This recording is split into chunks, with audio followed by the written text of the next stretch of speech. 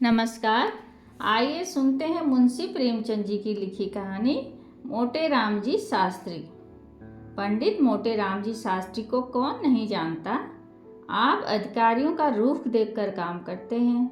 स्वदेशी आंदोलन के दिनों में आपने उस आंदोलन का खूब विरोध किया था। स्वराज्य आंदोलन के दिनों में भी आपने अधिकारियों से राजभक्ति की सनद हासिल की थी। मगर जब इतनी उछल कूद पर भी उनकी तकदीर की मीठी नींद न टूटी और अध्यापन कार्य से पिंड न छूटा, तो अंत में आपने एक नई तदबीर सोची।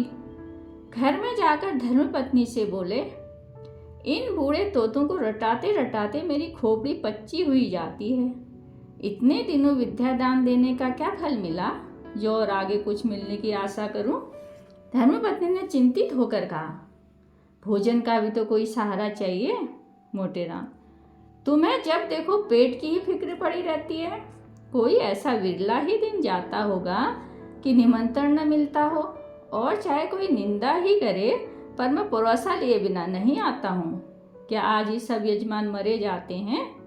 मगर जन्म भर पेट ही जिलाया तो क्या किया? संसार का कुछ सुख भी तो भोगना चाहिए। मैंने वैद्य बनने का निश्चय किया है। स्त्री ने आश्चर्य से कहा, वैद्य कैसे बनोगे? कुछ वैद्य की पढ़ी भी है? मोटे राम, वैदक पढ़ने से कुछ नहीं होता। संसार में विद्या का इतना महत्व नहीं जितना बुद्धि का। 2-4 सीधे साधे लटके हैं, बस और कुछ नहीं। आज ही अपने नाम के आगे भिषगाचार्य जोड़ता हूँ। किसी को क्या गरज पड़ी है जो मेरी परीक्षा लेता फिरे? एक मोटा सा साइनबोर्ड बनवा लूँगा, उस पर ये शब्द लिखे होंगे, यहाँ स्त्री पुरुषों के गुप्त रोगों की चिकित्सा विशेष रूप से की जाती है। 2-4 पैसे का हरड़, बहेड़ा, आंवला कूट छान कर रख दूंगा।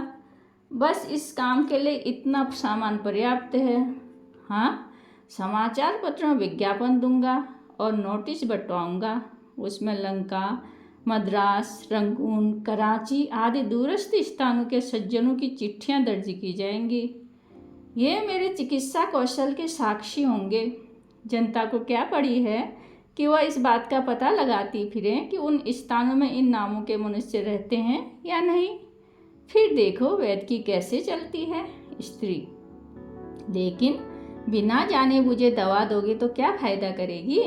मोटे राम, फायदा न करेगी मेरी बला से। वैद्य का काम दवा देना है, वह मृत्यु को परास्त करने का ठेका नहीं लेता। और फिर जितने आदमी बीमार पड़ते हैं सभी तो नहीं मर जाते। मेरा तो यह कहना है कि जिन्हें कोई औषधि नहीं दी जाती, वे विकार शांत हो जाने पर आप ही अच्छे हो जाते हैं।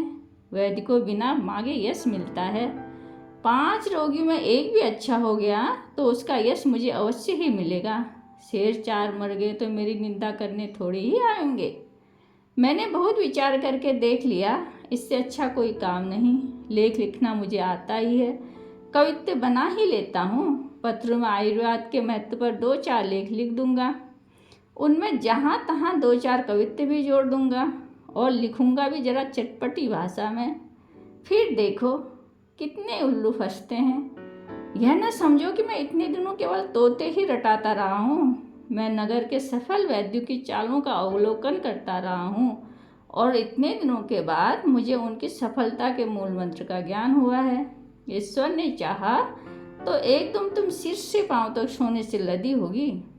स्त्री ने अपने मनोल्लास को दबाते हुए कहा, मैं इस उम्र में भला क्या गहने पहनूंगी, न अब अभिलाषा ही है।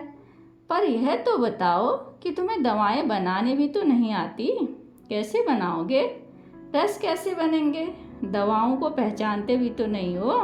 मोटे राम, प्रिय, तुम वास्तव में बड़ी मूर्खा हो। अरे, वैद्यों के लिए इन बातों में से एक की भी आवश्यकता नहीं। वैद्य की चुटकी की राख ही रस है, भस्म है, रसायन है। बस आवश्यकता है कुछ ठाड़ वाट की।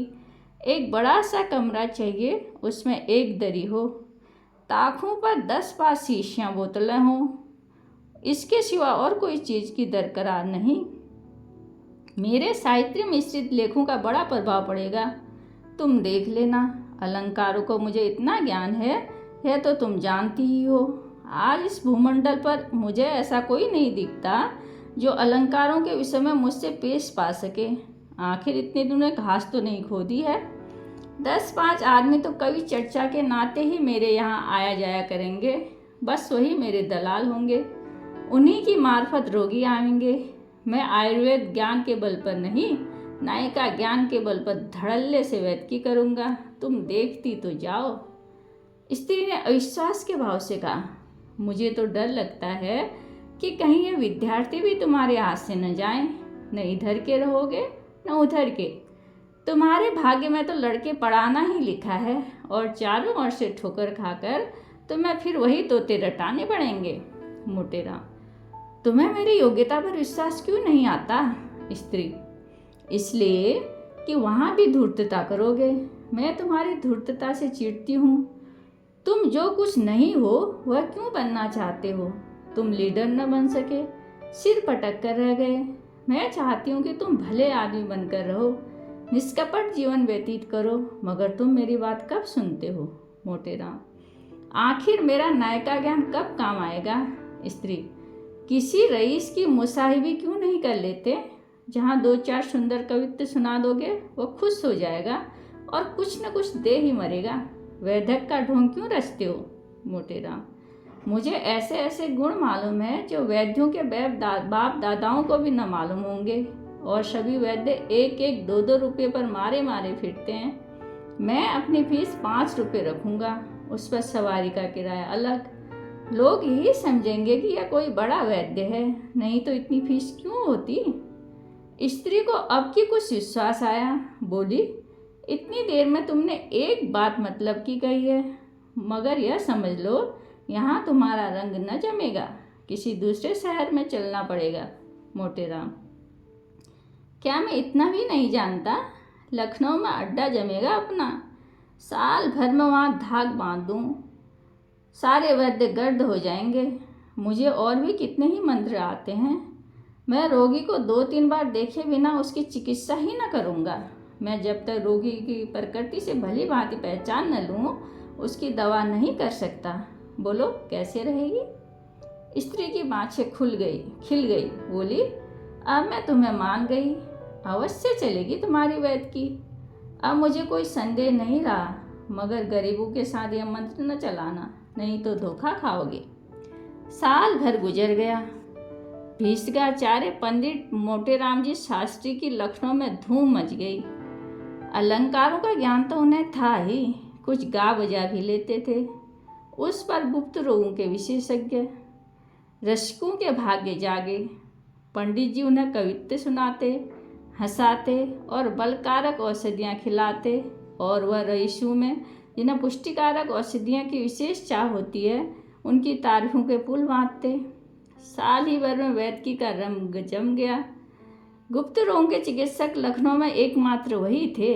विधवा रानियों और शौकीन अदूरदर्शी रईसों में आपकी खूब पूजा होने लगी। किसी को अपने सामने समझते ही न थे, मगर स्त्री उन्हें बार बार समझाया करती कि रानियों के झमेले में न फंसो, नहीं तो एक दिन पछताओगे। मगर भावी तो होकर ही रहता है, कोई लाख समझाए बुझाए। पंडित जी के उपासकों में बिड़हल की रानी भी थी। राजा साहब का स्वर्गवास हो गया था। रानी साहिबा न जाने किस जीर्ण रोग से ग्रस्त थी। पंडित जी उनके यहाँ दिन में 5-5 बार जाते। रानी साहिबा उन्हें एक क्षण के लिए भी अपने पास से हटने न देना चाहती थी। पंडित जी के पहुँचने में देर हो जाती तो बेचैन हो जाती। एक मोटर नित्य उनके द्वार पर खड़ी रहती थी। अब पंडित जी ने खूब कैंचड़ी बदली थी, तंजेब की अचकन पहनते, बनारसी साफा बांधते और पंप जूता डालते थे। मित्रगण भी उनके साथ मोटर पर बैठकर दंदनाया करते थे। कई मित्रों को रानी साहिबा के दरबार में नौकरी रखवा दिया। रानी साहिबा भला अपने मसीहा की बात कैसे टालती, मगर चरखे जफाकार और ही षड्यंत्र रच रहा था।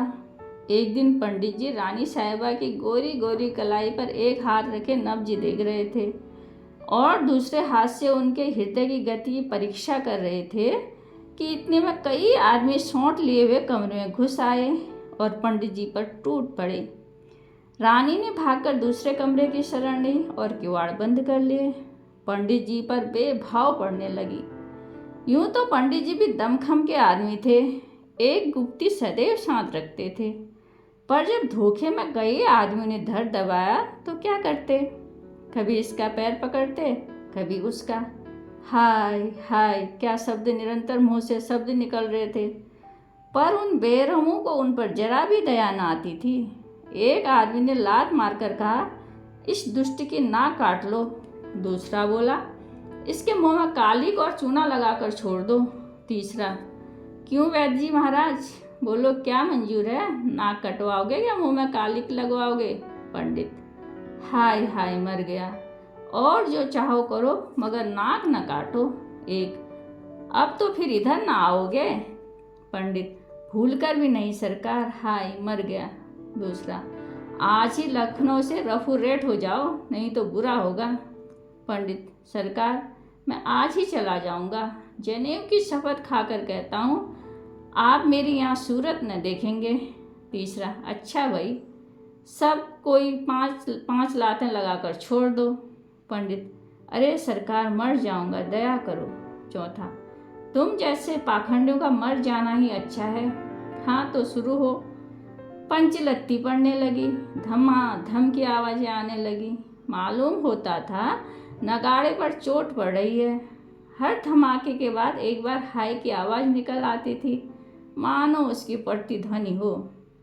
पंचलत्ती पूजा समाप्त हो जाने पर लोगों ने मोटे राम जी को घसीट कर बाहर निकाला और मोटर पर बैठाकर घर भेज दिया। चलते चलते चेतावनी दे दी कि प्राप्त काल से पहले भाग खड़े होना, नहीं तो और ही इलाज किया जाएगा। मोटे राम जी लंगड़ाते कराते लकड़ी टेकते घर में गए और धम से चारपाई गए और गिर पड़े। स्त्री ने घबराकर पूछा, अरे तुम्हारा क्या हाल है? हाय हाय, यह तुम्हारा चेहरा कैसा हो गया है? मोटे राम, हाय भगवान, मर गया। स्त्री, कहाँ दर्द है? इसी मारे कहती थी बहुत रबड़ी न खाओ, लवण भास कर ले आऊं? मोटे राम, हाय दुष्टों ने मार डाला, उसी चंडालिन के कारण मेरी दुर्गति हुई, मारते मारते सबों ने भुरकुस निकाल दिया। स्त्री, तो यह कहो कि पिट कर आए हो? हाँ पिटे तो हो, अच्छा हुआ, तो तुम लातों के ही देवता। कहती थी कि रानी के यहाँ मत जाया करो, मगर तुम कब सुनते थे? मोटे राम, हाय हाय, तुम भी इस दम कोसने की सूझी, मेरा तो बुरा हाल है और तुम कोस रही हो। किसी से कह दे ठेला वेला लाए, रातों रात लखनऊ से भाग जाना है, नहीं तो सवेरे प्राण न बचेंगे। स्त्री, नहीं अभी तुम्हारा पेट नहीं भरा, अभी कुछ दिन यहाँ की हवा खा लो। कैसे मज़े से लड़के पढ़ाते थे वहाँ, नहीं तो वैद्य बनने की सूझी, बहुत अच्छा हुआ, अब उम्र भर न भूलोगे। रानी कहाँ थी कि तुम पीटते रहे और उसने तुम्हारी रक्षा न की? पंडित, हाय वह चुड़ैल तो भाग गई, उसी के कारण। क्या जानता था कि यह हाल होगा, नहीं तो उसकी चिकित्सा ही क्यों करता। स्त्री, तो तुम तकदीर के खोटे ही हो, कैसी वैद की चल गई थी, मगर तुम्हारी करतूतों ने सत्यानाश मार दिया, आखिर फिर वही पड़ौनी करनी पड़ेगी। प्राप्तकार मोटे राम जी के द्वार पर ठेला आया और उस पर असबाब लद रहा था। मित्रों में एक भी नजर न आता था। पंडित जी पड़े कराह रहे थे और स्त्री सामान लदवा रही थी। धन्यवाद।